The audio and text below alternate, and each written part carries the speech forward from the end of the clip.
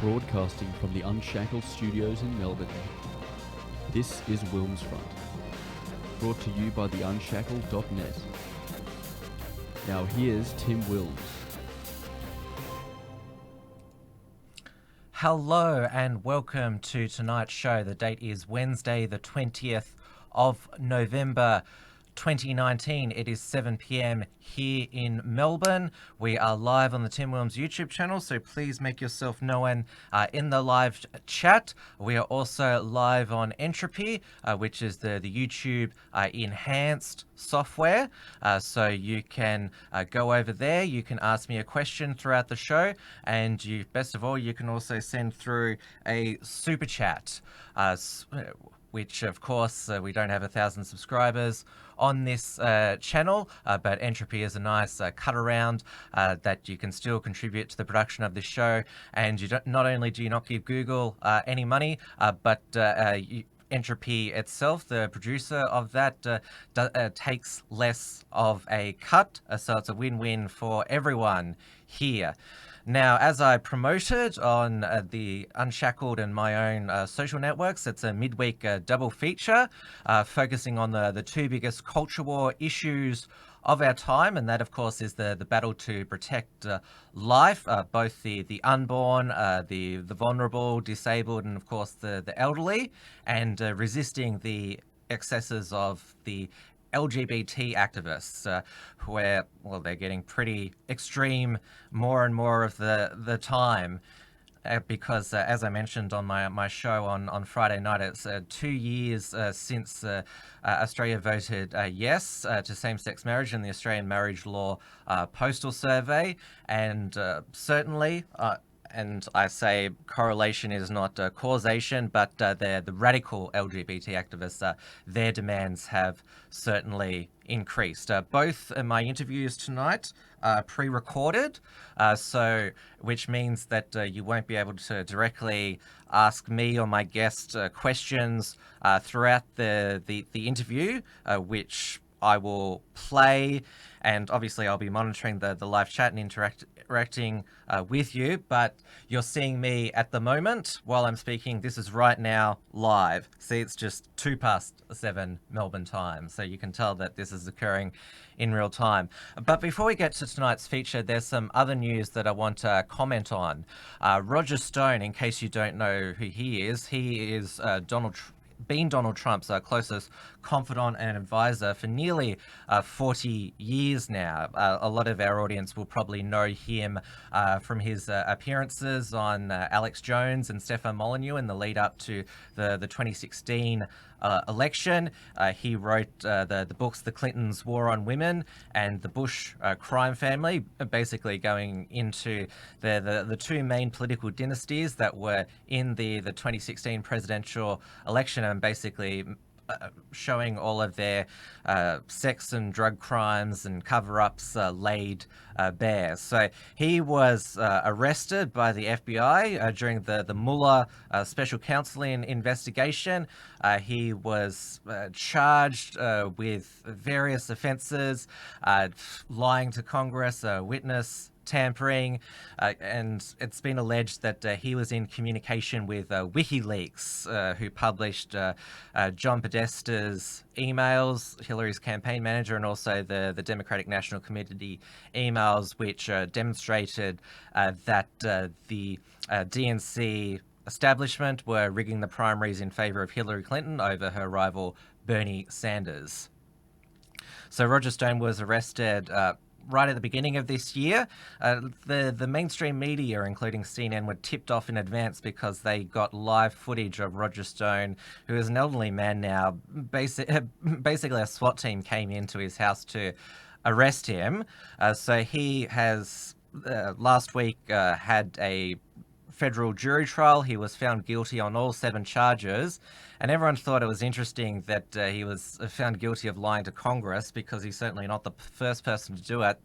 They certainly should jail a whole bunch of other politicians if they're going to have that standard. But of course, as I mentioned, Roger Stone, it's been alleged that he was in communication with WikiLeaks at the time of their email release, but it's quite interesting that Julian Assange, remember the big, the reason why he was arrested initially in the United Kingdom and then was at the Ecuadorian embassy for 7 years claiming political asylum, because Sweden wanted to extradite him on sex charges. Now, they weren't what we would call real sex charges, or the actual sex offences that are going on in Sweden, which a lot of their new imports are responsible for. It was sex without a condom, which, if a woman doesn't get pregnant, is a bit douchey, but to say that's rape is, I think, quite a stretch. Well, Sweden has dropped those rape charges, or it was just they wanted to interview him as part of a rape investigation. And everyone suspected all along that this was just a method for that he would be extradited to Sweden, and Sweden has an extradition treaty with the United States, and that would just be an easier path to get into the United States. Looks like Julian Assange will be off to the United States, and yes, it's been suggested that now Roger Stone's been found guilty, that this is the time to bring Julian Assange over to the United States.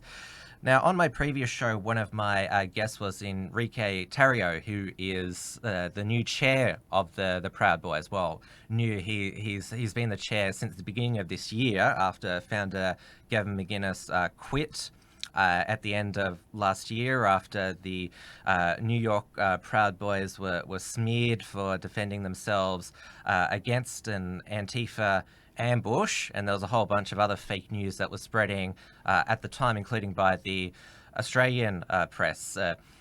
Now, Enrique, for those who don't know, he's a resident of Florida. He's a Cuban American. He grew up in Little Havana in Miami. Like all Cuban Americans, he hates communists. He's a proud entrepreneur, and he has been running for, well, he's He's launched his campaign for Congress in 2020, running in Florida's 27th district, and he has been a good friend of Roger Stone for quite a few years now.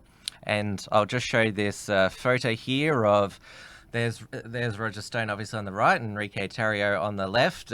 This is an official Proud Boy store shirt from their 1776 shop.com. Roger Stone did nothing wrong, as of course a play on their famous Pinochet shirt that Pinochet did nothing wrong, which of course you've seen me wear on various programs there.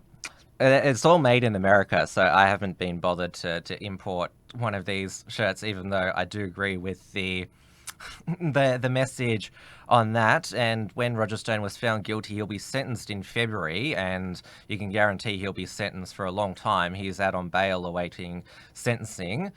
So they're asking, Enrique has asked people to call the White House and demand Trump pardon Roger Stone, because basically Donald Trump, they've locked away heaps of his friends and associates. His former lawyer Michael Cohen is going to jail, so is his former campaign chair Paul Manafort. George Papadopoulos, who was one of his campaign workers. Of course, he had that famous conversation with Alexander Downer. He's a convicted felon now. His initial national security advisor, Michael Flynn, he's awaiting sentencing. He was convicted of a felony. So they're basically gone after all of his friends. And if he doesn't pardon Roger Stone, what is the point of being president? I mean, sure, he's going to be eviscerated by the mainstream media for pardoning his friend Roger Stone, but he's got the power to do it. So why not do it? I mean, Donald Trump's never been afraid of pissing off the media. And after the verdict, Enrique was banned from Twitter because he did this rage tweet at John Podesta, who I just mentioned before, Hillary Clinton's campaign chair. He posted a link to the article, said, "Just about to take off on a long transatlantic flight in a middle coast seat. I think I'll sit back, relax, and enjoy it." And Enrique, this is one of his last tweets. "Breitbart was right about you. You better start the election fraud machine in Florida 27 and pray I don't get elected. You're going to prison, pedophile." Now, the reason he called him a pedophile, because in the Podesta emails, for a bit of refresher to people, they talked about having a fundraiser at a DC pizza joint called Comet Ping Pong.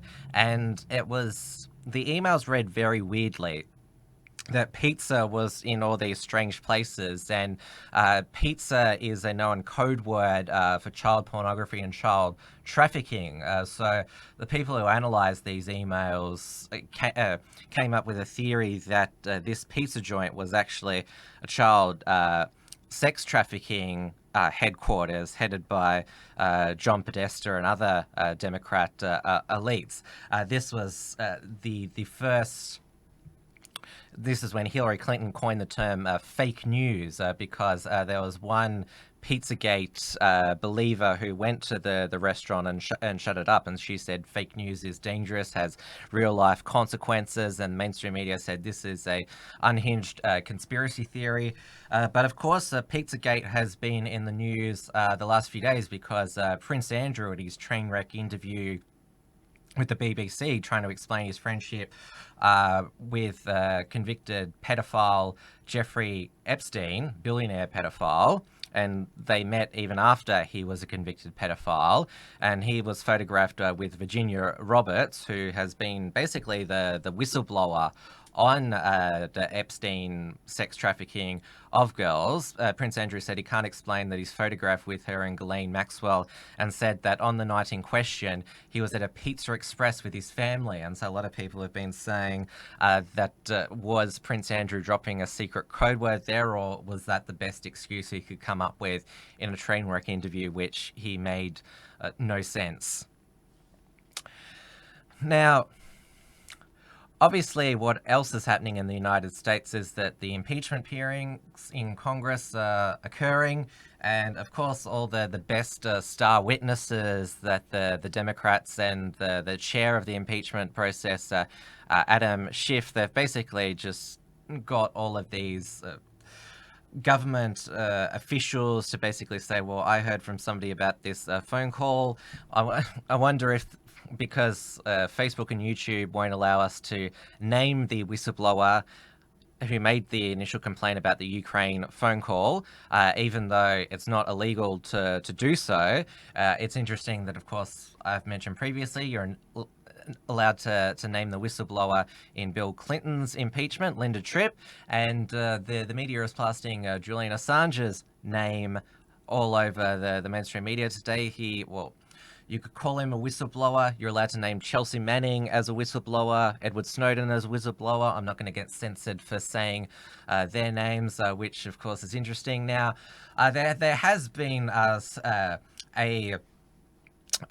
slight flatulence in the impeachment proceedings, because Eric Swalwell, he is a Democrat congressman. He was giving an interview to Chris Matthews on MSNBC about the impeachment, and most people believe that during the interview he let off a on-air fart, and it's been analysed, and it's definitely came from him. I mean, in the big scheme of things, a politician farting on air, it's funny, but it's not the biggest scandal in the country.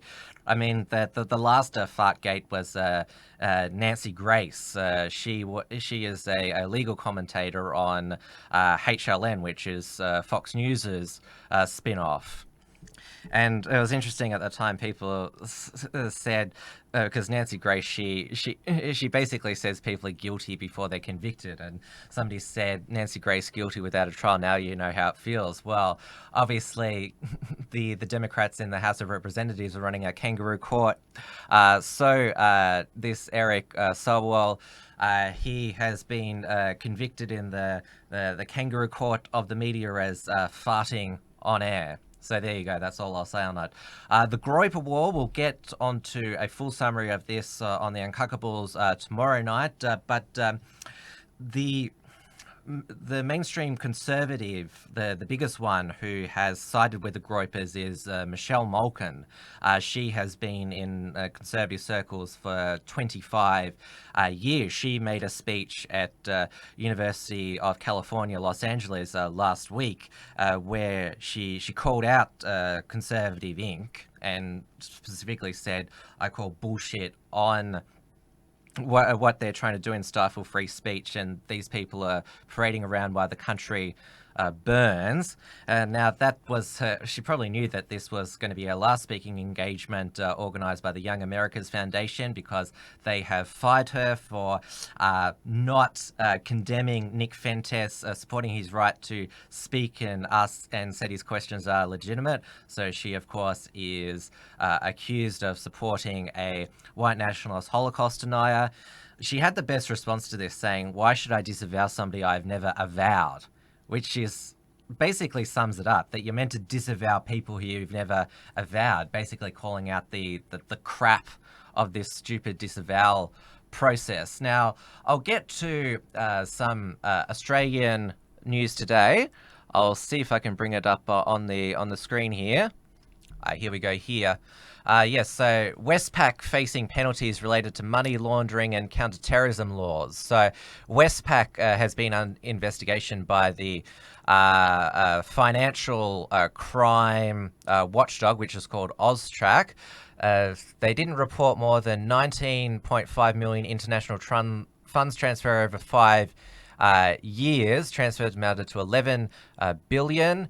And it is related to terrorism, child pornography, and other crimes. And of course, the reason why a lot of us raised eyebrows when it was revealed that Westpac was under this investigation and could face a prosecution or a lawsuit by the regulator, because Westpac is the banking corporation that shut down Blair Cottrell's bank account back in June. And obviously this investigation would have been ongoing at the time, and they probably, in their panic freak out, thought, oh, we've got to close the accounts of anyone who we deem might be involved in terrorist activity. And their superficial understanding of the Patriot movement, they would believe that Blair might be involved in such activities. So that's, I guess that explains why they decided to shut it down. Obviously, ANZ has shut down the most Patriot bank accounts.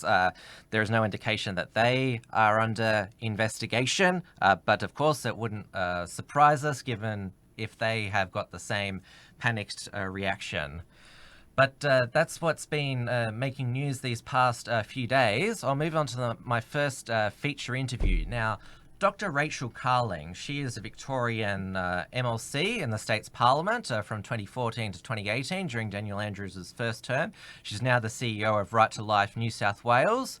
While she has been in that role for less than a year, she spearheaded the campaign against the New South Wales abortion decriminalization bill, which would have allowed abortion on demand up until birth. I've been eager to chat with her for a number of months. Obviously, she's been very busy with the campaign, but our diaries are finally aligned, and I was thankful to be joined with her in the studio right here yesterday. So I hope you enjoy the interview. I certainly enjoyed finally having the time to chat with her and learn a bit about the secrets of her success. WilmsFront, brought to you by the unshackled.net. So I've got with me now in the studio probably Australian Lobbyist of the Year, I would say, Dr. Rachel Carling, CEO of Right to Life New South Wales. Thank you for joining me. No problem. Lovely to be here with you, Tim.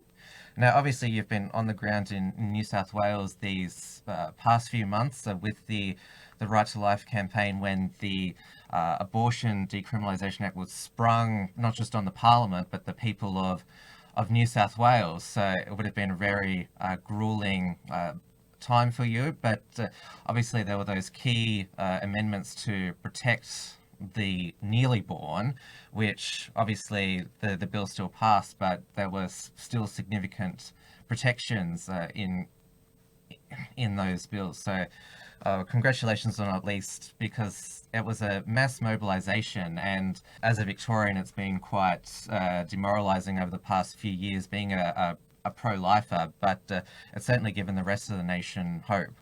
That's great, Tim. I'm really pleased that it has. We certainly were taken off guard in New South Wales. I was very new to the role as well. I'd been there for less than 2 weeks when the bill was announced, and we just had to really hit the ground running and come together as a pro-life community to really fight as hard as we could against the bill, with some very good results in the end.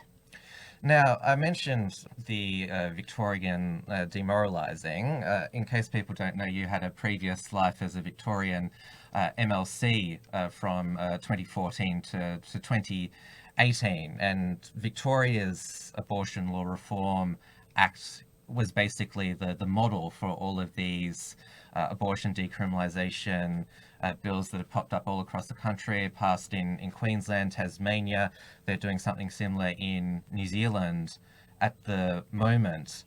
And when you were an MLC, that was Daniel Andrews' first term. He didn't have a majority in the state upper house, so you were one of the key crossbenchers.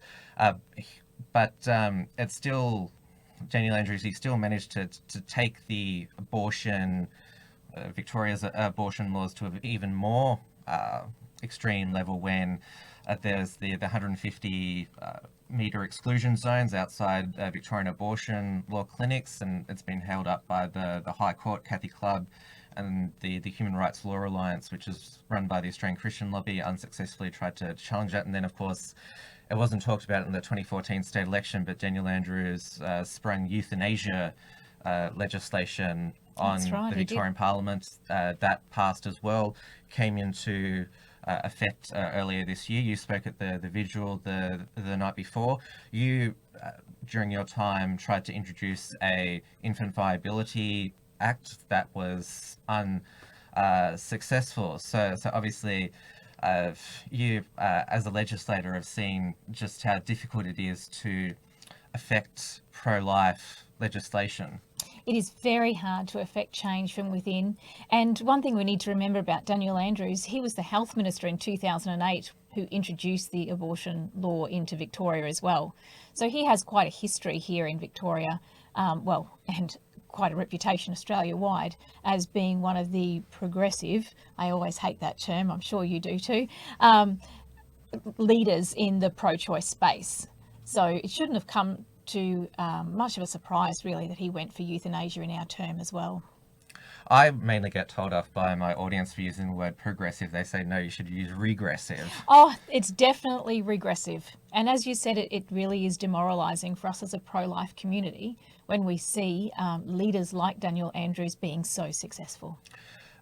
You switched to a lower house campaign at the 2018 state election for the seat of Werribee. You were based out in Melbourne's west, which is, it's always been a safe Labor stronghold, but I know that the Liberals and other Conservatives are slowly making inroads, but at the moment it's just Bernie Finn, the Liberal MLC, who's probably Victoria's strongest pro-life MP. He's still holding the fort there at the west at the moment, but it's a demographically changing area. Oh, absolutely. And one of the reasons why it is such a stronghold is it's not challenged. And it's no longer a stronghold, really. Tim Pallas's margin is much smaller now than it ever has been before. And that's the seat of Werribee where I challenged. And I think that we need to be out there challenging. Pro-lifers need to be in politics. And even though Daniel Andrews did pass even more anti-life laws during his first term in Parliament, which he didn't take to the 2014 election, the exclusion zones, that was actually a private member's bill by Fiona Patten, which right. Jill Hennessy and Daniel Andrews took and championed themselves. Daniel Andrews won a landslide re-election.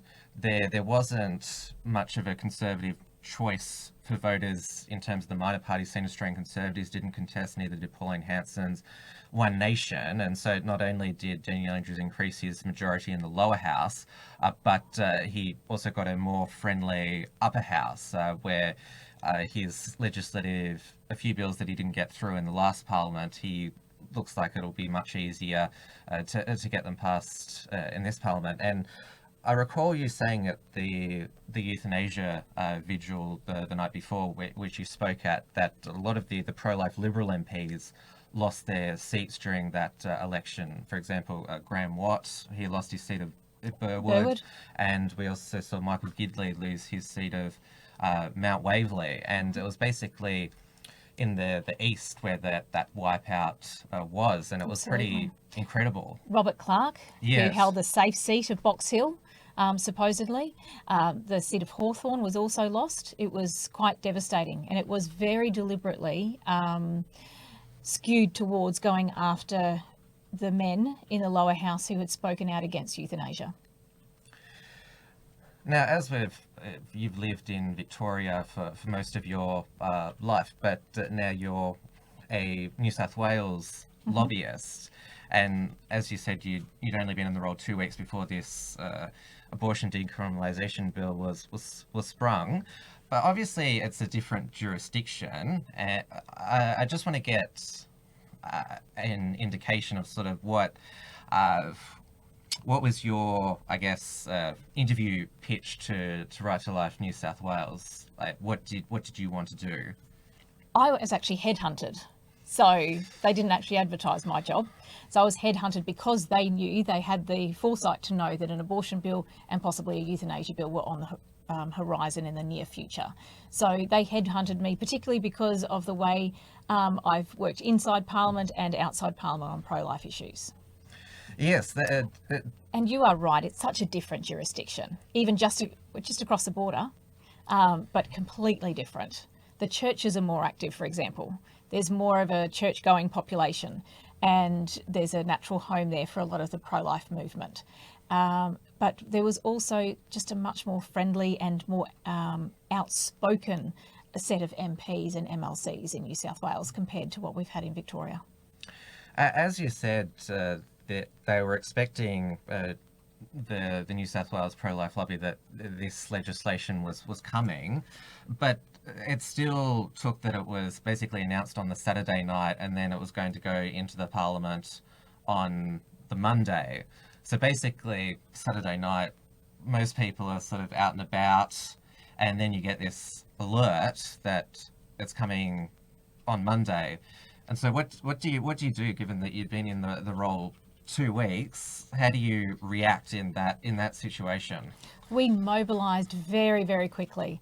As you indicated, they had said to us, the pro-choice groups had believed that they would get this legislation through in one sitting week, both lower house and upper house in one sitting week, which would have been completely unprecedented. I guess it was worth a try. They did not expect the reaction. They did not expect the sheer force of numbers that we brought out. So we knew that it was going to be extremely hard when we didn't get a copy of the bill until the Sunday, and it was going to be debated on the Tuesday at that stage. So we just simply started getting our phone calls out and getting people literally physically outside Parliament House to stand against the bill.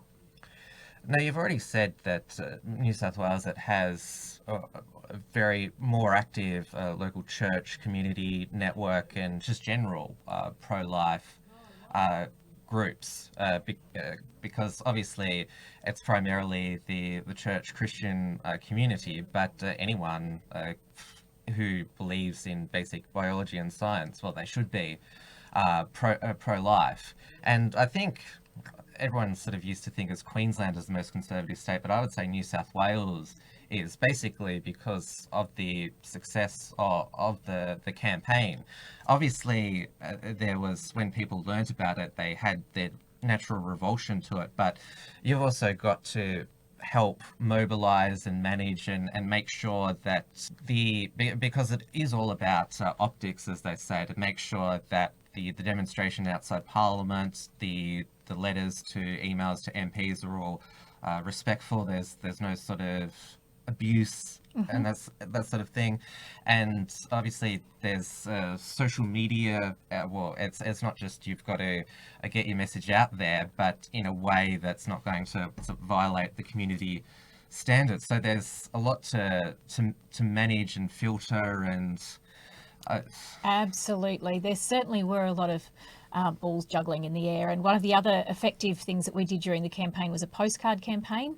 We printed tens of thousands of postcards with very simple messages about love them both and stand for life, pro-woman, pro-life, pro-child, and they were sent in their thousands into the MPs and then the MLC's offices, which was a really tangible reminder, because it's so easy to delete emails. It's really easy to set up an automatic delete or an automatic go into a into a folder, and we did it all the time. Absolutely. If there was something we really weren't that interested in, we were starting to get a flood of emails, they just went into a folder. We counted the number, but there was no way that we read them. I'll just be really honest. MPs and MLCs don't read these things. Maybe staff might, but even that's very unlikely with the limited staffing resources most backbenchers have. So we wanted to put something tangibly in people's hands. So people, when they came into their offices, the parliamentarians would see our postcards on their desk, and they would see exactly the same signs as the postcards were reflecting outside as they were walking into Parliament every single day. And we maintained a vigil at some stages for 24 hours a day outside Parliament, and we could be clearly heard within that house. And this is why you were successful in the role, because, as you just said, you knew all the tricks. And I think that is all the signs of basically a person who has learnt, had some demoralizing, but taken the lessons. And obviously it was a different jurisdiction, different culture, but you were able to take your experience as, well, a person who was lobbied. That's true. Into know how to lobby. And yes. So basically, yeah, I can understand why they headhunted you. They made the right decision to put their faith in you. There are a lot of people in the pro-choice community that aren't very happy with me being there. Well, that's another bonus, isn't it? Yes.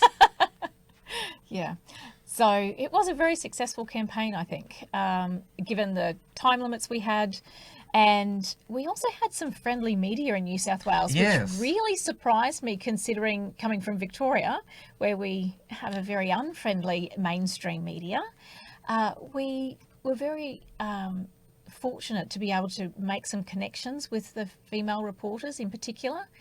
And I can remember having an argument with one of them at one stage where they were saying, it's a limited abortion bill. I was saying, no, this is an abortion to birth. She said, absolutely not. I have a copy of the bill. I know what this bill says. I asked her to show me a copy of the bill. It was a briefing note that Alex Greenwich had put out. And she thought that, and I understand that. Not everyone understands legislation. The reporter was so upset when she found out the briefing note was a pack of lies that she was so friendly after that. And that was a mainstream media. They kept coming back and back. They would do their news items with our vigilers in the background. We had a number of regional, particularly, stations doing that. And I think that really helped us get our message out there. The New South Wales community became horrified at the process of the bill and also the contents of the bill.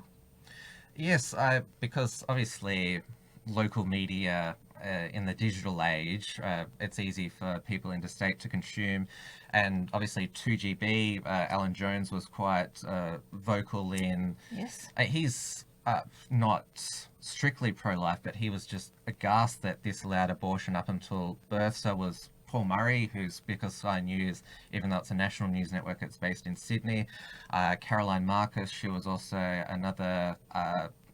she's not just a Sky News presenter, but she's also a Daily Telegraph columnist. She also wrote about it, and it made me wonder, because this bill has been replicated. Obviously it began in Victoria, that people are only discovering now that these bills allow abortion up until birth. It's basically a procedural thing for two doctors to sign off on it if it's a late term abortion, but I guess it's better late than never that people are waking up that, this is what the bill says.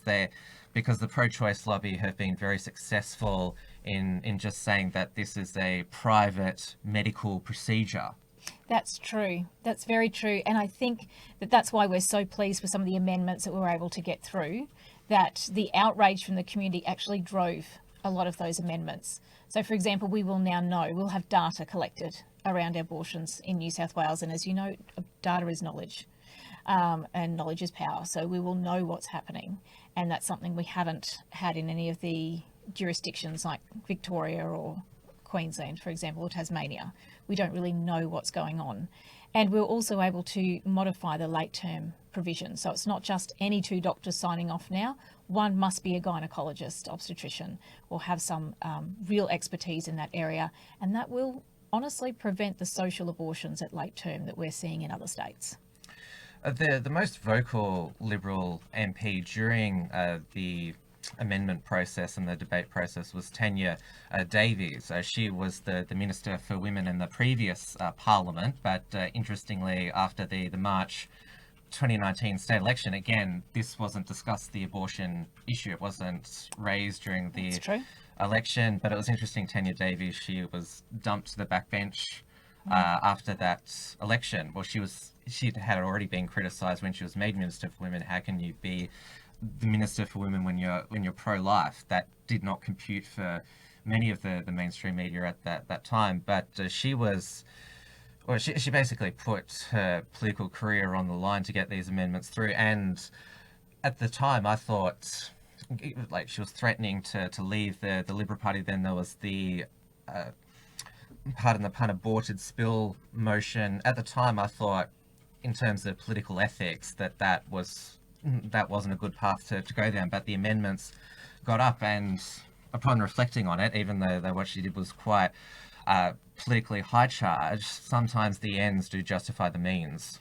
Sure, it was very messy, what was happening inside, and I understand that there are a number of fights, particularly within the Liberal Party, not so much within the ALP, although we did have some very strong ALP advocates for pro-life in New South Wales, and I'm very proud of them. But Tanya Davies and Kevin Connolly, when they stood up and said, we will plunge you into a minority government if we don't get key amendments, and then fought for them outside and fought for them inside, that was really a turning point for us. There is no way we could have done it without them. as a movement. We could not have, I can't stress that enough actually, we cannot achieve what we achieved without strong pro-lifers inside who are willing to give up their careers for this. And that's what they were doing. They were willing to move to the crossbench, and that would have been signing off on their careers. They would not have been re-elected after that.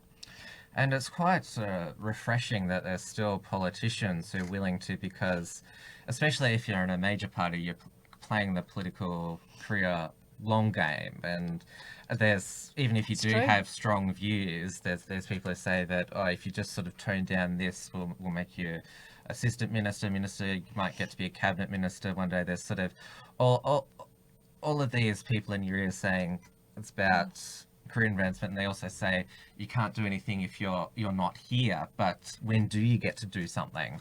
Very true. And I think for people like Tanya and Kevin in the lower house and the upper house, Matthew Mason Cox and Lua Marto, who are also part of those moves, for them it was, this is our pivotal issue that we will not compromise on.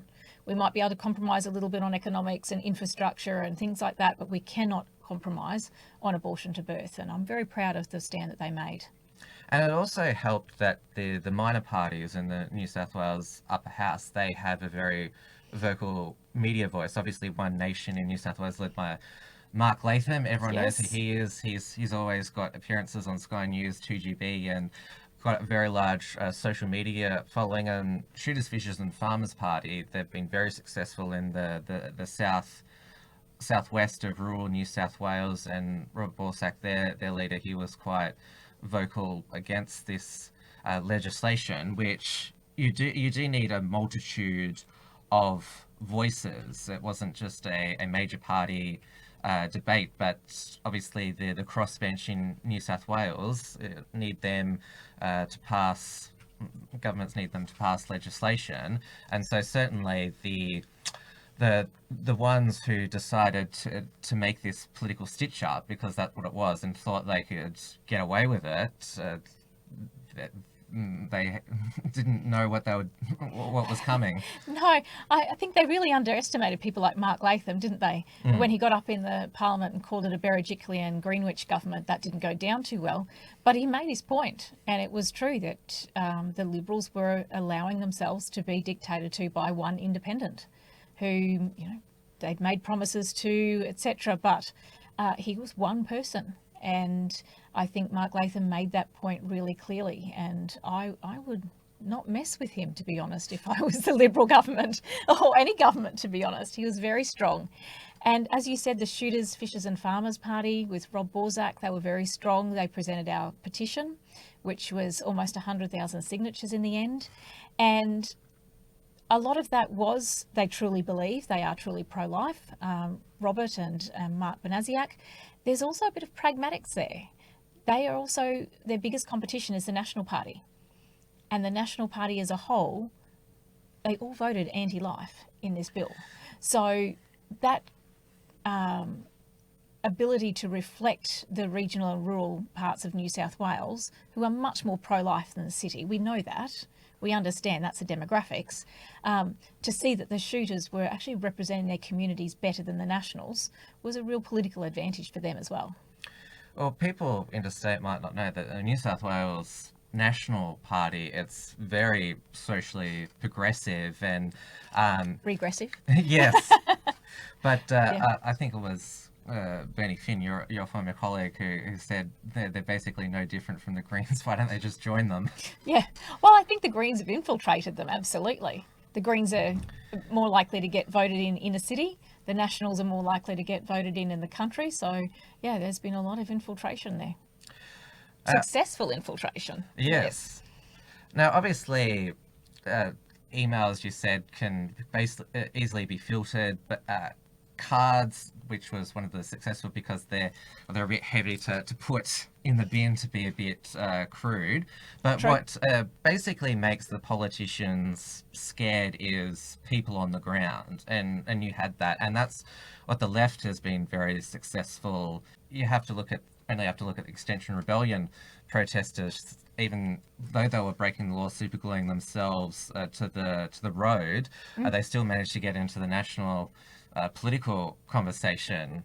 You had That's true. two demonstrations, which were both within the law, one outside Parliament House on a Tuesday night, and then one was in Hyde Park or another... Hyde Park. Hyde Park. That had Yes. 10,000 That's right. people there, which was incredible. And when politicians see that amount of people, that's when they start to get scared. Absolutely. So we started off small. We started off with about 400 or 500 people outside Parliament House in that first week. We just went, that's it, we've got to get some people on the ground. That evolved to Martin Place, where we filled Martin Place, and we would have had at least 5,000 people there. We also protested in between that and the Hyde Park rally outside the Liberal Party State Conference, which was run at the same time. It So comes... we've had about 1,000 people at that. And that one's a bigger step for people because, one, it was a bit harder to get to, but also to directly, as a pro-life community, stand outside a major political party event and call them out for what they were doing was very brave. And so the 1,000 people that turned up there did very well. And we had people like Lou Amato and Tanya Davies and Kevin Connolly come out and speak to us, which also showed that they were willing to put their careers on the line. They came and spoke, and then they went inside and voted and attempted to pass a motion around this bill, for example. So we were there to tangibly support them and to send a clear message to the Premier, who did not use the public entrance, by the way, for that conference. Funny that, isn't it? And then we had the rally in Hyde Park, which was absolutely massive. It was amazing. Now, even though the bill did eventually pass, abortion is decriminalised in New South Wales, the fact that the Australian pro-life lobby was able to have significant victories, we're not really used to that. And so that's something, it's a starting point that we can achieve if we are able to educate the public, the media, that we can make a difference. And I certainly saw it as a starting point, that if that can be achieved, basically had 2 days notice, then there is hope that victories in the future are possible, winding back these extreme laws that pervade our states. There can be change. Absolutely, Tim. I agree with you. I think New South Wales proved that we, as a modern movement, can step up when we need to, and we can be very successful. And I've already had calls from other states saying, how can we get at least some of the amendments that you got into our bills? How can we? So there's that reawakening now of pro-life support and pro-life momentum. And I really think that we need to work hard together across the nation. And that's not something we've been very good at either as a pro-life movement, but we need to be working better together as a nation to enact changes across our states. And I should say, even though the media was better in New South Wales, on the whole, on the issue of abortion, they're still pretty one-sided. For example, the March for Life in Queensland by Cherish Life, that got no media coverage at all. I was quite amazed. The only record that it actually took place was one of my friendly YouTubers, the Dusty Bogan. He goes to events in Brisbane and interviews people. That's the only video evidence that Really? it took Goodness, place. Yeah.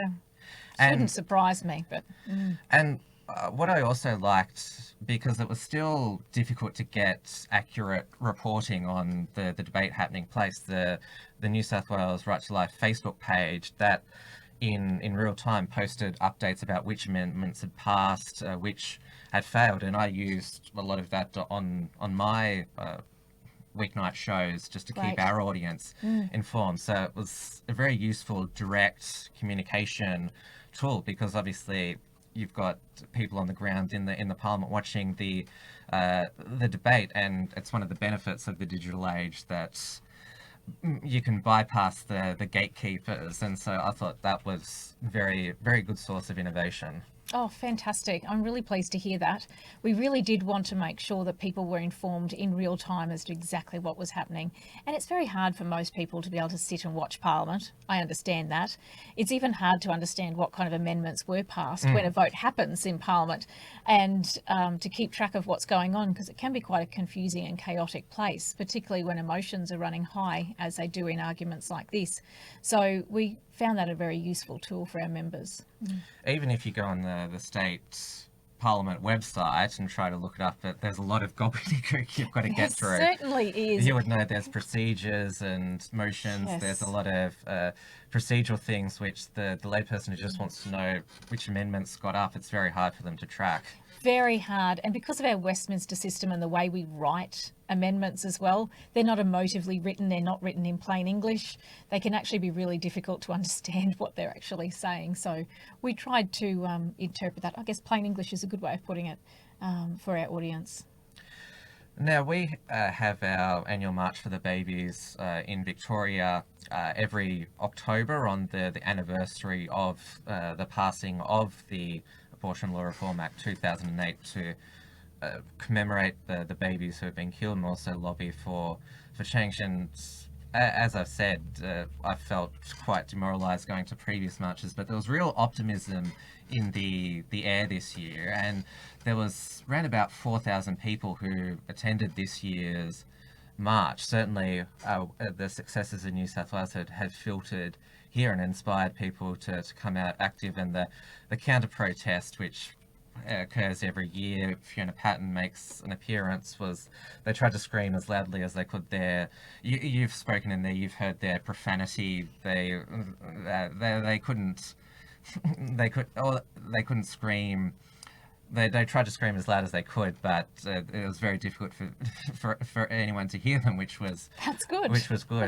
We heard from Nathaniel Smith, who's one of the I guess you'd say freshman MPs elected at the state election in 2019. He made very passionate defence of life, and he's just a new MP, and that's good that he's going to be there for a long time. And obviously in Victoria, we don't have another state election until 2022, which there's still another 3 years of Daniel Andrews, but we should certainly take this time to regroup and look at, because we do have a model in New South Wales that that can be taken forward, and certainly Victoria, it's always promoted as the most progressive states, but certainly that if the conservative groups and you know about this in as a Victorian MLC, there needs to be better mobilisation, better networking, and also better, because you were a minor party MP, better minor party choices come 2022 as well, to put pressure on the state Liberals who do get critiqued as being quite a weak opposition at times, fairly or unfairly. Sure. I think that it's really important right now to maintain our momentum, not just in New South Wales, but also in Victoria, and to just raise awareness that we need more people like Nathaniel Smith.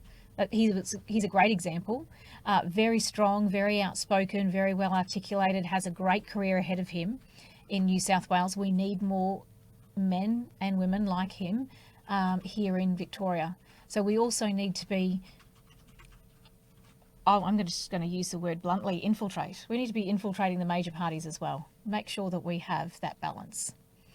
In New South Wales, we also did have, I should put a shout out to the ALP members that were very strong. So Greg Donnelly in the upper house. I think most pro-lifers know about Greg. He's a very strong advocate against abortion and against euthanasia. But we also saw some new people, such as Courtney Houssos in the upper house. She's an ALP member, and she very strongly stood up and spoke out against the abortion bill. And I think that's very brave, and we need more people like that as well. Yes, because it is a free vote in the Labor caucus, but they do. Well, there's a lot of pressure on the pro-life Labor MPs to keep quiet, but they've always been around People don't know that, well, there's two Merlino brothers in the Victorian Parliament. Obviously, Daniel Merlino, who's the Deputy Premier, and James Merlino, who was one of your colleagues in the upper house. They're firmly pro-life, and it was good that Daniel Merlino, he found his voice during the euthanasia debate and took it up to his... Daniel was very well articulated. Unfortunately, we've lost him from the state. He's now a federal member, but that's actually good as well. We need his voice federally. We need him to be replaced in the state as well, so that we have that strong pro-life voice. Remembering that in euthanasia, we only lost in Victoria by 2 votes. That's not a lot. For a state like Victoria, that's not a lot. It looks like in Western Australia, they'll lose by a lot more than that. So this is the danger of things starting in one state and then spreading. And we need to maintain that momentum as well. You mentioned Western Australia, where they're trying to ram through euthanasia. They've got the state Liberal, National, Labor and Green leaders all on side, and so they thought that they could just pass it through. There seems to be the people at the top of these parties. You could call it ivory tower syndrome. They just think, well, if we all agree to just ram it through, Yes. then it will. But they forget that any local resident can send in a letter, send in email, make the phones go into meltdown, protest outside the state parliament. Even if it's not them, but their backbenchers tell them that the public's revolting. You're absolutely right, Tim. They do live in a bubble, and they do tend to forget that there are voters out there that will not vote their way just because they say they will. I don't know who advises some of these leaders, to be honest. And that's another thing we need to be keeping in mind, that we need people in these advisory positions who actually have a reality check for these leaders, who think that they can get away with this. Now, the Liberal Premier of New South Wales, Gladys Berejiklian, and the Deputy Premier National, John Barilaro, they've been keen to put this behind them now, but many of the pro-life advocates I spoke to in New South Wales have said, we're not going to forget this 2023. And there are, as we mentioned, there are alternatives in New South Wales: Shooters, Fishers and Farmers Party, One Nation under Mark Latham, Australian Conservatives that deregistered at a federal level, and Christian Democrats. It looks like that once Fred Nile passes on, that party will struggle to find relevance. I did interview Ricardo Bossi, who was Australian Conservatives candidate. He's launched an Australia One party, and on my show he was like, we're coming for you, Gladys, you've got to be very afraid. And Ricardo's former military officer. And he's very strong, yes. Yes, so everyone's going to have a long memory, and so if Gladys and John think that 2023, because that used to be in the past that the news cycle would just move on, and the mainstream media, they do run a protection racket a lot of the time for the politicians, but the internet's forever. Citizens can look things up that, yes, this happened 3 or 4 years ago, and we're not going to forget. Absolutely. We really want to send a clear message to the leaders in New South Wales and the key people that brought this in, the 15 co-sponsors, for example, that we will not forget. This was not done in our name, and we will be after lower house and upper house seats in the next election. We will fill that parliament with pro-lifers to the best of our ability.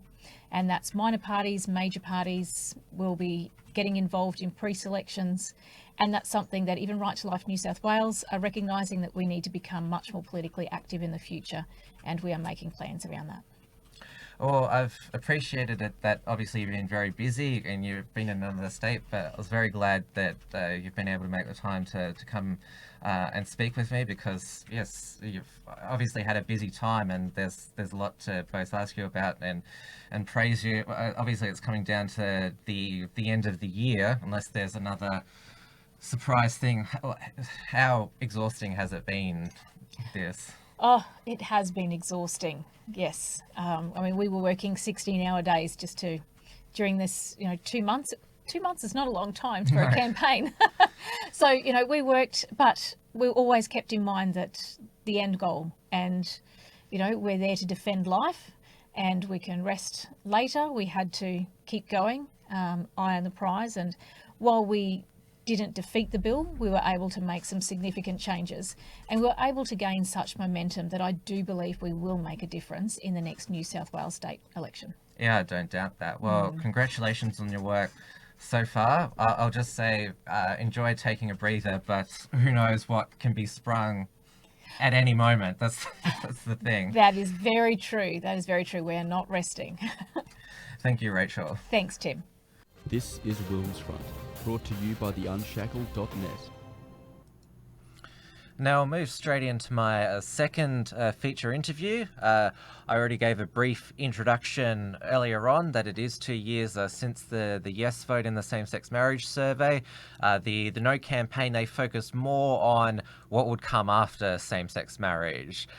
They believe that 2 years on they've been vindicated, with radical LGBT activists forcing more of their lifestyle onto everyone else, often using government force. I myself, I don't believe that same-sex marriage is directly linked with the de-gendering of our society and having child drag queens read to children. But Dianne Colbert, she was the organiser of the No campaign in her hometown of Ballarat in Victoria. She's unafraid and unashamed in her education campaigns against LGBT excesses, so I thought it would be worthwhile catching up with her. I did so a few days ago to get her reflection 2 years on. This is WilmsFront, brought to you by the unshackled.net. So I'm joined here at the studio by an old friend of the program, Dianne Colbert. Good to see you again. Thanks, Tim. Great to be here. Great to see you again too. Now, you were obviously heavily involved in the No campaign in your local town of Ballarat. Because it got pretty toxic during around about September, and I was so thankful that I was over in New Zealand covering their general election. So I think I missed the worst parts, including when Tony Abbott got headbutted, and then there was that sign that was unveiled at the Australian Christian Lobby, "Burn churches," something like that. Yeah, that's right. There was a lot of intolerance for anyone who was involved in the No campaign. And I remember I was actually spat at, I was name called, I was bullied. Not just me, but many, many people who were involved in the No campaign. So really, I felt like it was definitely not a fair debate. You could only have one viewpoint. And if you didn't have that viewpoint, you were actually really harassed and bullied for thinking differently.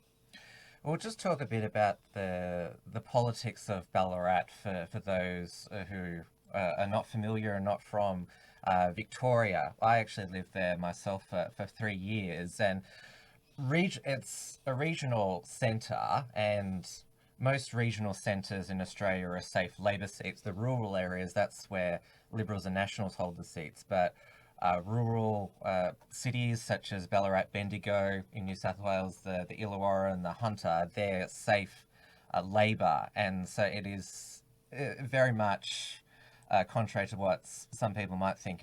It's quite hostile to the right side of politics. That's absolutely correct. In fact, in the No campaign, Ballarat had one of the highest results for the yes side, with over 70% voting yes to gay marriage. I actually had quite a few people say to me in conversations after they voted, because they got their ballot, which said, respond now. There was a few people who said, if I knew when I sent in the ballot what I know now, and this was before the vote was even over, I wouldn't have voted yes. So I felt like there was actually a lot of misinformation from the Yes campaign. It's simply about two people in love. It won't change anything else. And then they started to hear about some of the other implications, and they started to realise actually that was true. There were other implications that they hadn't considered. I think that the reason why the yes vote, not just in Ballarat, but overall in Australia, which was 61.6% of the 79% respondents, is that the to use the phrase as they're called now, the quiet Australians had already made up their mind. They just thought, well, because Australians are very fair people, and they thought, well, if two people want to get married and live their lives together, that's their individual choice. And obviously the No campaign ran ads heavily on television, which was not about same-sex marriage itself, but was about what will come after, such as obviously safe schools had been in the media. But it seemed to me, because I even know this to this day, that a lot of the reaction from people, even like, because they're on TV all the time during prime time, they'd be like, as if that's going to happen, like that's just an unhinged opinion. And so most people who were planning to vote yes weren't swayed or had any doubts. And that's exactly, you're right, what happened. They were told it's simply about this, and, you know, very blatantly, oh no, that would not happen. You know, you won't be discriminated against if you have a view that's different for your religious belief or your other reasons. You know, you won't have this happen. And yet we're seeing the very things, less than 2 years on, we're seeing the very things that they said that would never happen, happening. And in fact, some of them had already happened, but people were unaware that those things were happening already. I actually don't think the Yes campaign did actually much to win it, because it was pretty much the ultimate unlosable one. They couldn't lose, though they did lose some votes with some of the backlash, but it just showed the monumental tasks somebody like you had. You were just in your own town at basically in it was about two to 3 months, the whole campaign, because we didn't know when it was going to happen, because it was originally going to happen, it was going to be a full plebiscite in February 2017. That legislation didn't pass the parliament, so it was put on the back burner. Then there were some Liberal MPs who decided to try and cause a confrontation in the party room. They wanted a conscience vote, but that sort of put the issue back into the spotlight, and that's when Malcolm Turnbull and Matthias Cormann said, we're going to go around the parliament and do a postal survey by the Australian Bureau of Statistics, which didn't need legislation.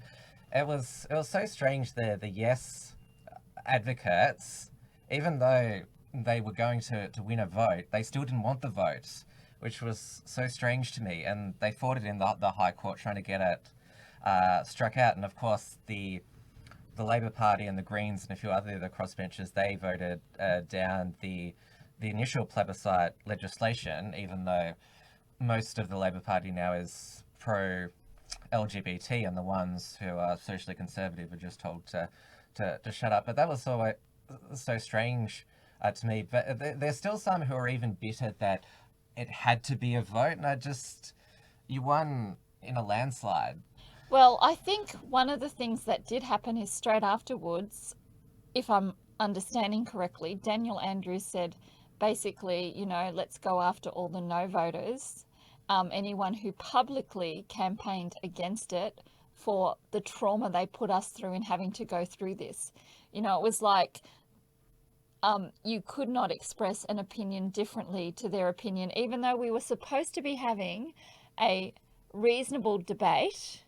You couldn't actually have a reasonable debate because you weren't tolerated if you weren't part of the Yes campaign. I remember before the voting period took place, is that the federal parliament passed what they termed emergency vilification laws to make sure that this outbreak of homophobia wouldn't happen. Yeah, and it's really ironic because the ones that were vilified were generally the No campaign supporters, who actually often faced, you know, harassment. The media misrepresented them. I personally was completely misrepresented in the media. And they do it on purpose. Like, they want to make you look as bad as they possibly can, you know.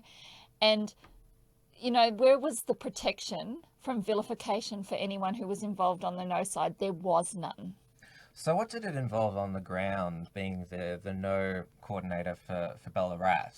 Yeah, so basically, it was coordinating any of the volunteers who were involved in the No campaign as part of that, organising signs, organising letterbox dropping, organising standing out and talking to people.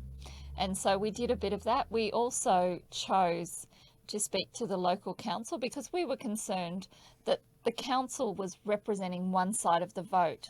Were they one of the ones that put up the rainbow flag or had a motion in council to support same-sex marriage? Yeah, so the rainbow flag was flown for quite some time in Ballarat during the campaign. It was brought down for an event, and then the Yes campaign fought to have that put back up until the end of the debate, which they actually lost in council the vote. It was a tied vote, and then the mayor at the time voted against putting the flag back up. They said simply, you've had the flag up. The No campaign hasn't been represented. It's not fair to force this on them. And the mayor had actually been personally threatened. If you don't put the flag back up, we're going to do this to you. And they spoke about that, that they're not going to be putting the flag up simply because they're being bullied to. And it was actually wrong for the Yes campaign to be bullying them to put the flag up. And it's pretty much a cultural flag. You're supposed to have at council buildings flags which have some direct association with Australia as a nation. Well, to me, a flag also represents what you give authority to. A flag is about, this is an authority over us. So the Australian flag, we have the Australian government. It represents that we're under the Australian government, that we're a nation under the Constitution. The Aboriginal flag, that has meaning and significance about being under certain culture. So every flag that you choose to raise, it actually has significance about saying, I support this. 40% of Australians did not support the vote because they have concerns. And, we're not raising the family flag, and there is a family flag to support those 40% of Australians. Well, I think that's really unfair. Now, on the day, it was Wednesday, the 15th of November, 2017, at 10 a.m. Eastern Daylight Savings Time, the chief statistician of the Australian Bureau of Statistics, David Kalish, he got up at a press conference. I was quite amazed, this is just an aside, that there was no breach leak from the ABS in advance. Not even the politicians knew what result was coming. And he took about 7 minutes with his opening spiel, basically to take advantage of the spotlight to promote the Bureau of Statistics and how we were pleased to conduct this survey, and everyone was just, get on with it. And he eventually did get to it. I was actually on the air with Dave Pello doing a live stream at the time, because whenever there's a big election result on, that's what I like to do. And Dave Pello actually beat David Kalish because the Australian Bureau of Statistics website published the results, I think, about 30 seconds before he announced the results. And so Dave Pello basically, he spoiled, well, for our viewers, the announcement. But yes, he announced the 61.6% yes vote, which was 7.8 million yes votes and 38.4% no votes, which was 4.8 million no votes. And it was broken down, the yes-no vote, only by federal electorates, because that's how the politicians wanted it. And of course, what was immediately noticed is that it was, or what has been, Labor's heartland in Western Sydney, which is a very multicultural area. They had the highest no votes in the nation. Mm. And what was interesting was a politician was told, look, if your area supported the yes vote, you have to vote yes. But if people were in an area with a high no vote, they were expected to vote yes anyway. Well, these Labor politicians, their justification was, oh, we didn't want the vote anyway. We wanted a conscience vote. We were going to vote yes. So the end result doesn't apply to us. It only applies to the politicians who lobbied for the vote. That was their explanation. So people like Jason Clare and Chris Bowen and Julie Owens, Tony Burke, they could get away with their electorates voting no and vote yes on the final vote. Well, I also understand from having spoken to a couple of Labor politicians that they were pretty much told that before they could run for that specific federal election, they had to say they agreed with same-sex marriage, and they actually weren't allowed to re-nominate as a politician unless they agreed with it. There was, in the upper house, there's quite a few Conservative Labor senators. There's Helen Polly, there's Jacinta Collins, there's Deborah O'Neill. They either, of course, Don Farrell as well. I think there was one or two that voted no, the rest abstained, but they were very quiet during the campaign. Well, you can imagine the enormous pressure if you're told, if you don't agree with this, you really can't renominate as a politician. So then the pressure, if you actually did have a conscience that you didn't feel it was right, to actually not say anything. What people have probably forgotten, there's Labor at that time still had a free vote, but what the Labor Shadow Cabinet did is that they bound all Labor MPs to vote down every amendment, and it was only the final marriage vote which was a free vote, which obviously if it's supposed to be a free vote on same-sex marriage, shouldn't it be about all the legislation or amendments before it? Absolutely. And it's the same quite often, you know, they say, we're giving you freedom, but you have to vote a certain way on all the amendments. Well, that's not real freedom, is it? Well, it did overwhelmingly pass the Parliament in the end. All the amendments failed.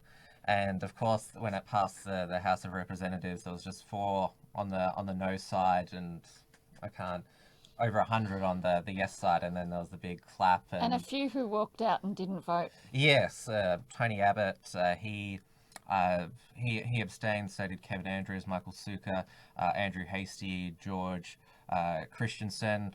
All their electorates voted yes. They didn't, obviously they didn't want to go against their electorate and vote no, but they didn't want to violate their own conscience, so they thought the best thing they could do is abstain, which is not what the Labor MPs in the lower house did. That's true. It seems to me now that the issue of 2 years later same-sex marriage is settled. There's not many. Obviously, you still hold the traditional view of marriage, but that topic as a debate, it's been accepted. Basically, it's just how Australia is now.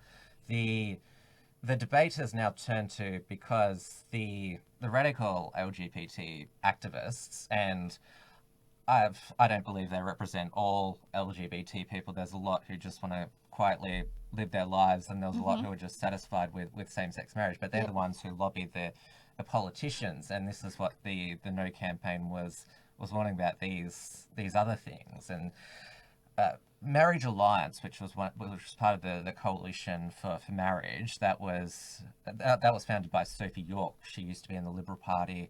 Now she was Australian Conservatives candidate, and I believe she's working with Ricardo Bossi on his Australia One party.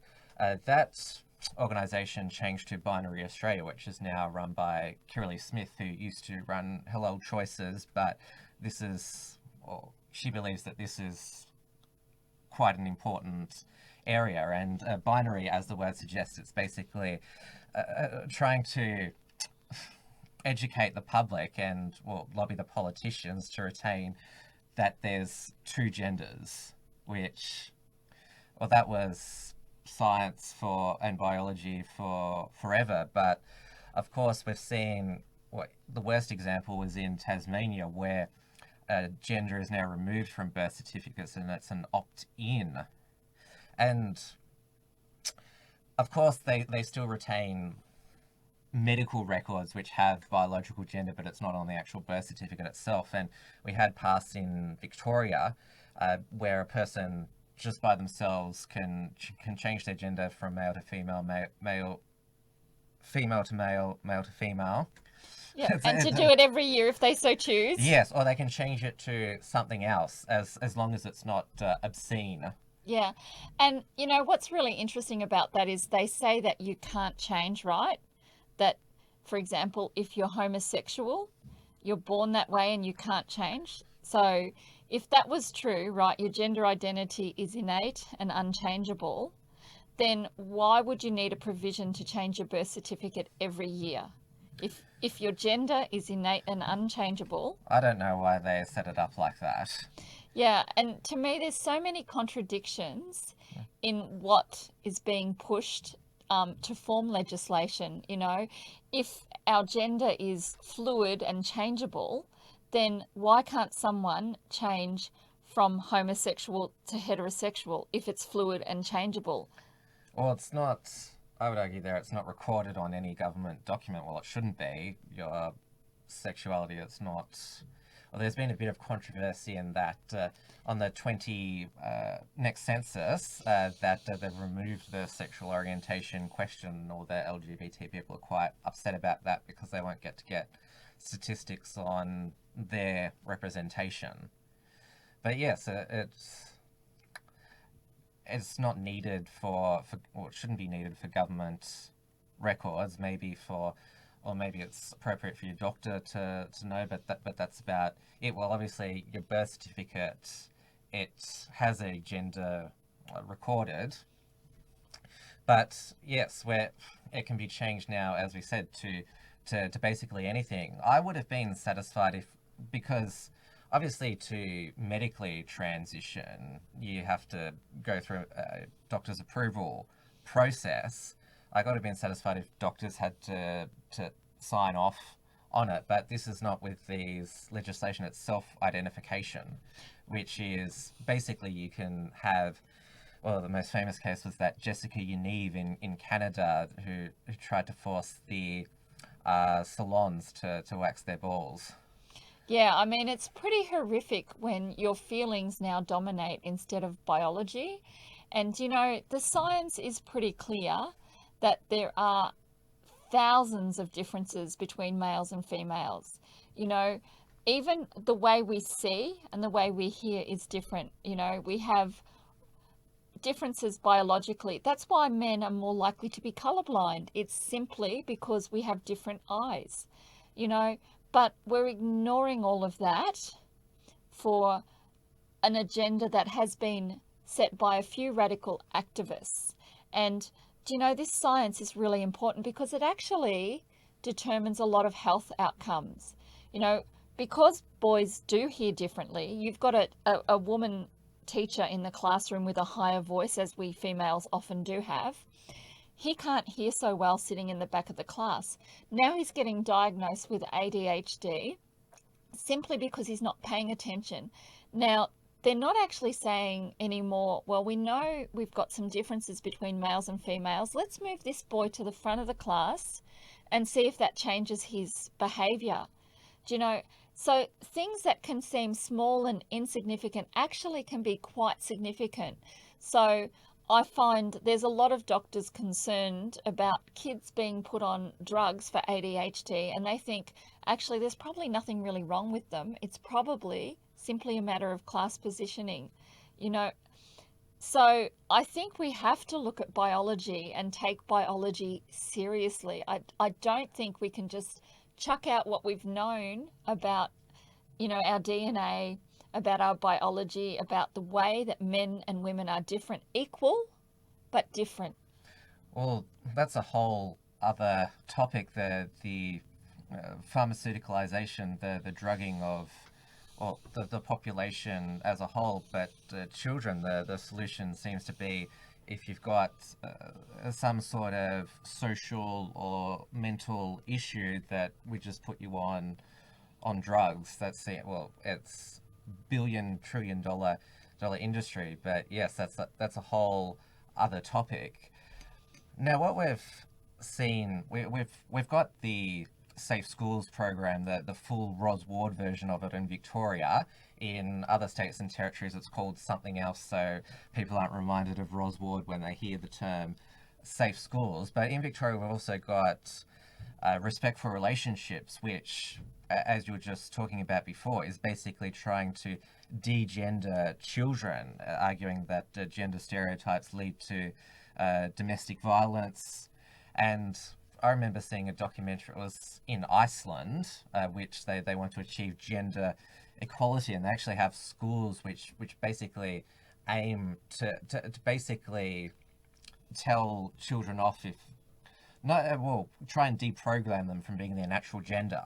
So the boys have their nails painted and the girls do woodwork as a form of basically trying to fight children's natural Stereotypes or which, gender norms. which is like children, like obviously like they need to be reined in when they're unruly, but in terms of what they want to do for a recreational activity, they should be able to gravitate towards what they want. You shouldn't force children to engage in a particular recreational activity. That's like we're told that we're supposed to allow children to be themselves, but if you're trying to de-gender them, that's the opposite. Yeah, that's right. They shouldn't be forced. Like, you know what? If a little boy wants to paint his fingernails, so what? Let him. If a little girl wants to play with trucks, so Yeah. what? Let her. You know, that doesn't mean anything. It just means that they're having fun in the way that they have fun. I've heard of one case actually in Canada where a child was playing with toys that would be generally associated with the opposite sex. And what happened was the teacher said to them, "You're obviously transgender." And the child actually went home really distressed because they're like, you know, "Mummy, I'm going to turn into a boy." And this little girl had so much distress. And when the parent went to school to talk about the distress that this created for their child, the parent was called transphobic, you know, and they didn't listen to what had happened in the classroom. And that's really dangerous, to actually put into a child's head the idea that they are the opposite sex when the child actually says, "No, I'm a girl," you know. And I don't get why they're actually pushing onto children gender dysphoria, because that's how I see it. They're trying to actually convert kids who are quite happy as boys and girls and give them gender dysphoria when they do things like that. Well, if we go back to like the medical side of transitioning, children don't go through their biological puberty until on average about 12 to 13. So if there's, say, a 5-year-old, which, for example, a girl playing with a truck or a boy painting his nails, there's no need for any medical, if they are genuinely transgender, there's no, so why not just let them or explore what they want? Why do you need to basically to use a term, put them in the binary, gender binary? That because they're against gender stereotypes, but if a child is not displaying those gender stereotypes, they must be transgender. Yeah, so isn't that stereotyping? Yes. And I know there was some very long-term research that showed that 88% of kids who had gender dysphoria when they were young, if they were left alone, they might have had some counselling for other issues, you know, if they had some depression or anxiety or other issues, had some counselling.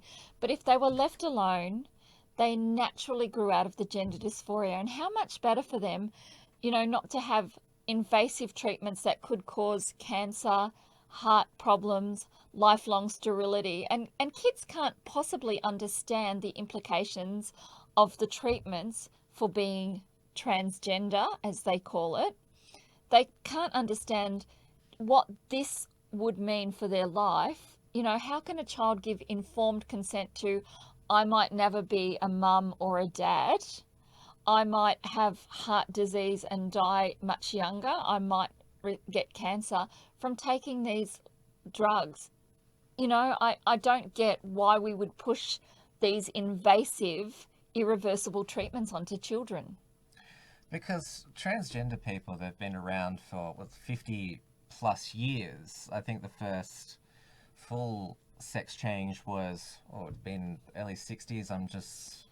But Possibly earlier. yes, but so they've always been around, but it seems that we've lost the balance, and that even people who believe, or I shouldn't say that, but even people who believe that gender dysphoria is a medical condition that cannot be cured, and believe that transitioning is the best option. There's not an objective test anymore. It seems to be that the bar is being set lower, not, I would say, by medical professionals themselves, but just by you would say the child rearing class, whether that be teachers or other people who work with children. Well, I've heard many people say if they don't take the affirming approach, then they're in fear of losing their accreditation as whether it be a doctor or a psychiatrist.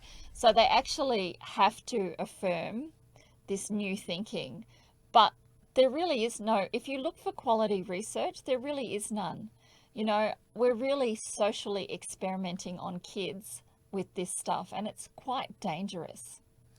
And of course, we've seen, obviously, it's not just LGBT sex education that is in schools now, but in the US state of Illinois, they have to actually learn about LGBT history. They have to learn about the whole history of the movement. And then we've probably seen the most abhorrent aspect of, so basically child abuse with drag story time, which I always saw drag performers, they're adult entertainers. They make these crass sexual jokes, which obviously some adults think is funny, but where did this idea come from? They read to children.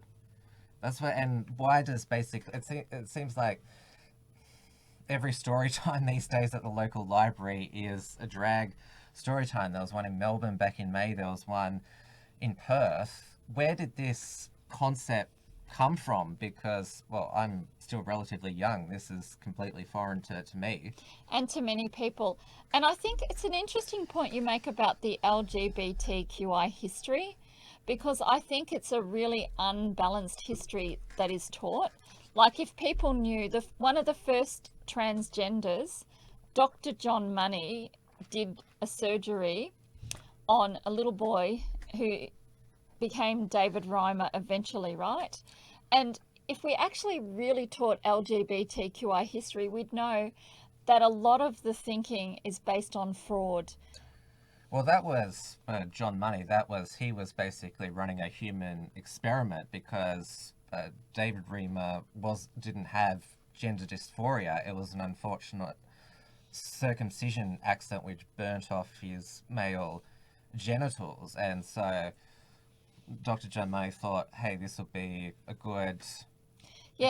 Well, he was one of two boys, and so it was the perfect opportunity for him to prove his theory that male and female was social conditioning, not actually biological, and that's what he tried to do. But unfortunately, he wrote about it as a success right up until the point where David, who was called Brenda, at one point, because of the huge psychological issues, his parents knew they had to tell him the truth. And when they did, he was like so relieved, because he didn't understand why he felt so bad about being a girl, and, you know, why his life was so difficult. And really tragically, in the end, both David and his brother suicided because of the treatment that they had received at Dr. Money's hands.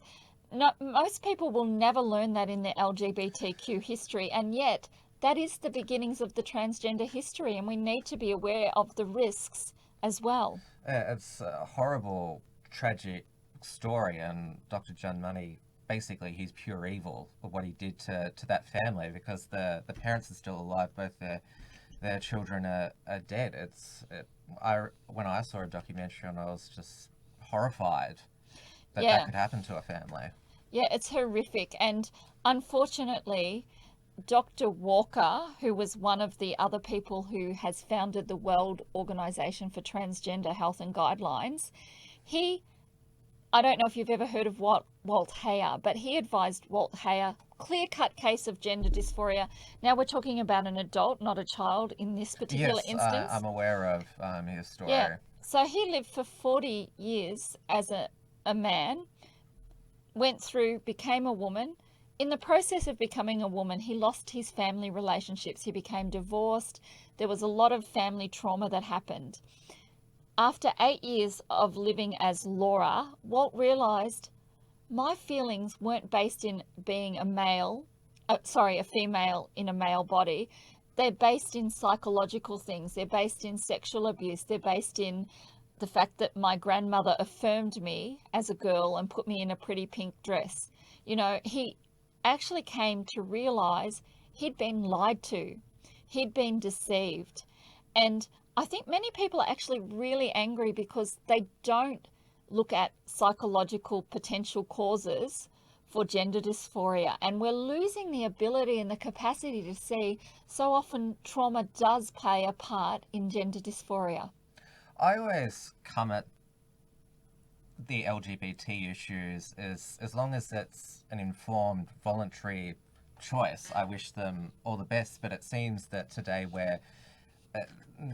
that's not happening. Obviously, 50 years ago, that choice was not available because homosexuality was criminalized in a lot of the West. But now, of course, we're seeing the other way, where if you express something critical about the LGBT lifestyle, well, we've got, before the Victorian Parliament, Fiona Patton's Racial and Religious Tolerance Amendment Act, which would expand that provision, which outlaws racial and religious vilification to include sexual orientation, gender identity, and disability. And we're also seeing Daniel Andrews, who's already bragged about this on Facebook. Victoria will be the first state to ban conversion therapy, which it's basically why they call it conversion therapy is because there's been a lot of horrific stories of camps where young teenagers have been sent to, and there's been a lot of religious inspired abuse, which has obviously led to a lot of mental damage. But that's just one abhorrent example of conversion therapy. And this again, if someone voluntarily, and it's informed, it's a choice, if they want to seek some sort of therapy for gender dysphoria and same-sex attraction, that's their choice. And obviously those sort of camps, a lot of the time they were sent by their parents. That wasn't an informed voluntary choice. But it seems that because there was bad things that happened in the past, we've got to basically ban everything. And I would ask, how long ago are we talking about when we talk about these camps? You know, the report that he's using to base this ban on has 15 people. I'm not even sure if they're all Victorians, like we don't have that much information about it. But, you know, to say we're going to ban something based on the experience of 15 people, well, I could probably come up with a list of 100 Australians who say counselling didn't help their depression. And some of them would say it was harmful. So do we ban counselling for depression because some people thought it was harmful? Well, you can be of the opinion that it's junk science or medical quackery, but there's all these homeopathy treatments which their genuine medical benefits are very questionable, but they're not banned. In fact, there's some people who lobby for that Medicare should subsidise some of these. So why single out one type of medical quackery? Because a lot of these other homeopathy, people spend a lot of money of them. That can be can cause mental damage, these other types of experimental treatments, but you're just singling one out there. And I think also one of the issues you have is there's this prevailing spoken, it's been going on for a long time, that you're born gay, that it's innate and that you can't change. But the problem with that is when they actually have done research, there is not one study that actually fully supports that. Like, you'll read some that say there might be a link. It's never been found out, or probably a person who is curious to sort of do a detailed thing, they're probably worried the trouble they might get into. But it is, given that it is quite contested and we don't know the answer, it's certainly something worth exploring. Well, I don't know if you're familiar, but there were twin studies that were done, and it was quite significant. I think it was 16,000 sets of identical twins. And what the conclusion of that study was that it can't actually be fully biological, because if it was, all of those identical twins who had identical genes would have all been gay, where it was only between 10 and 20% that were actually of the twins that were both identifying as gay. And so there's actually some evidence that shows that it's not biological, that environmental and social issues do play a big factor in your sexual identity, in what you identify as sexual orientation. So that being the case, if people want to change, they should be allowed to get the help that they want, as thousands of people across the world have had, you know. And I think one of the things that maybe happens is people feel threatened by the fact that people do change. I've spoken to many of them, and they want to silence the people that have changed and say, no, that can't be true, because you can't change. But thousands of people have. And if you are living a gay, lesbian, or transgender lifestyle, obviously you have complete rights now to live that lifestyle. No one's going to come and yell it and tell you you're a evil, demonic person. So why should it bother if somebody wants to attempt to change their same-sex attraction or a gender dysphoria? It's not going to impact you. You still have your complete freedom. It's not going to be forced upon you like it would have been in the past, conversion therapy. So we've lost what should be the balance. And I come back to again that choice, informed, voluntary, and of course free speech as well. As I mentioned, the new anti-vilification amendment. Is Binary Australia, is that going to be an illegal organisation soon? And are schools going to be able to teach in accordance with their values? For example, will Christian schools be able to teach what the Bible says, that you are created male and female in the image of God? Or are they actually going to be stopped from teaching what's written in the Bible simply because it's no longer seen as politically correct? Yes, there's a lot of concerns about, it's obviously the state of Victoria under Premier Daniel Andrews. It's obviously the first in the nation for these sorts of things, but it's happening all over the Western world. So I think definitely we need to defend freedom as a general principle, and also individuals' choice. And if we are a tolerant society, then we should be able to say to anyone, live and let live, and mind your own business. And I think with children, we need to be really careful, because we know kids are impressionable. What you tell a child, they will generally take to be truth. And you know, a child, if you've told them the tooth fairy is real, they believe the tooth fairy is real, right? Santa's real. Whatever you tell them is real. For them, that's the truth. So to tell them, because they have some feelings towards being the opposite sex, that they must now be the opposite sex, that's actually quite dangerous. Allow them time to process what's going on for them. Allow them time to work through. You know, our brain is not fully developed until 24. The American Psychological Association says, don't get tattoos when you're a teenager, because it's a lifelong, irreversible decision.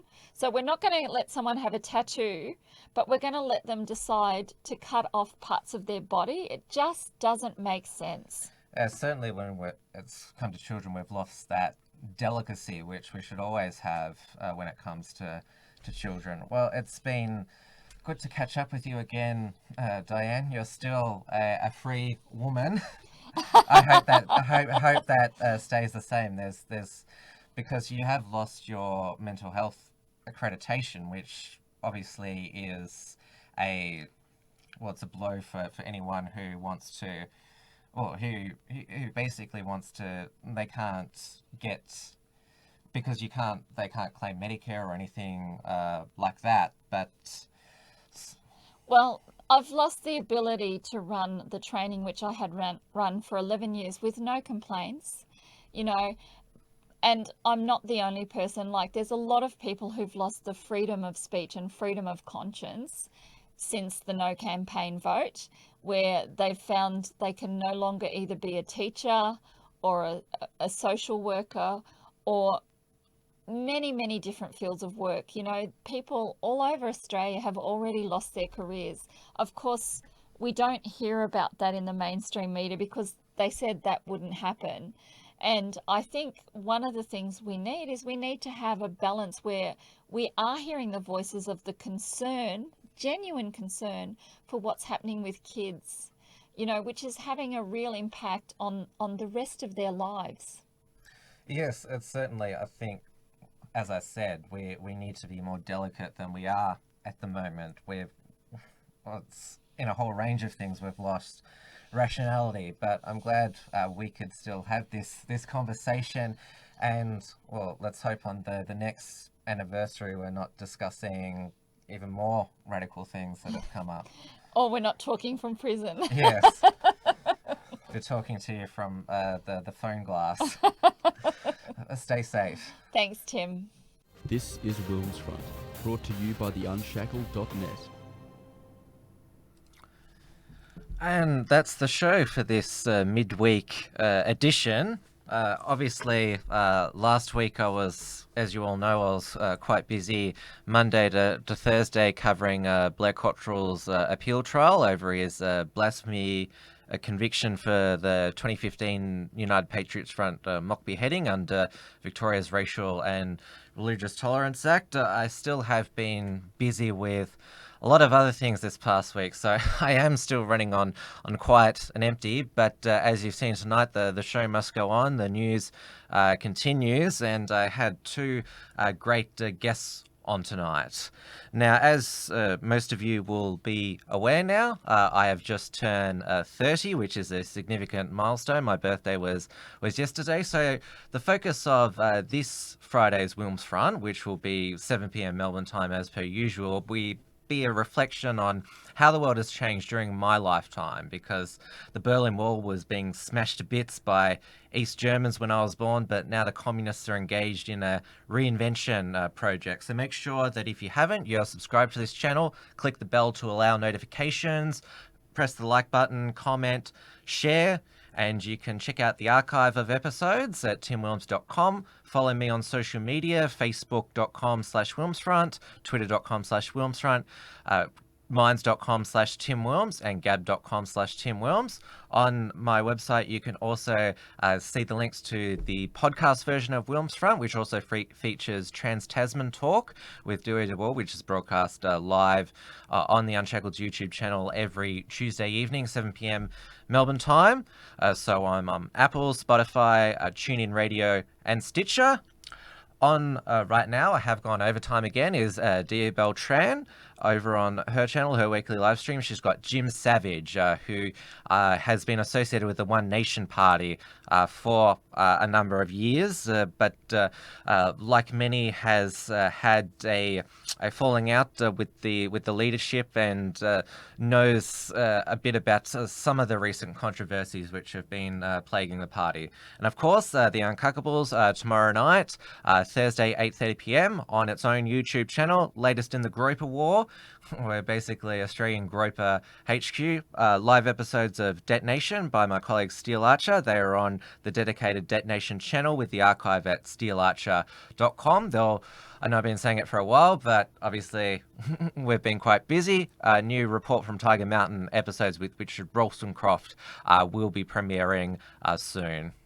All right, I will see you on Friday night, but of course, sending a super chat through Entropy isn't the only way that you can support the show. You can go to theunshackle.net/membership to take out a premium membership, or a direct donation at theunshackle.net/donate. We're also on Patreon, PayPal, Subscribestar. So thank you so much again for your company. Keep checking out theunshackle.net. I will have a full summary of Blair Cottrell's appeal trial in the coming days, so stay tuned for that. But until then, have a nice night. See you tomorrow night on The Uncuckables and WilmsFront at week's end.